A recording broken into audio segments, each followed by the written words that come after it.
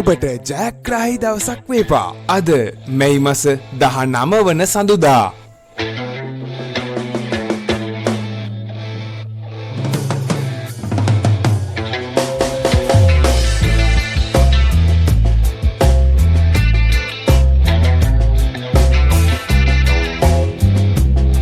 ජයග්‍රාහී අංක දිනපතා නැරඹීමට අපව සබ්ස්ක්‍රයිබ් කර තබා ගන්න.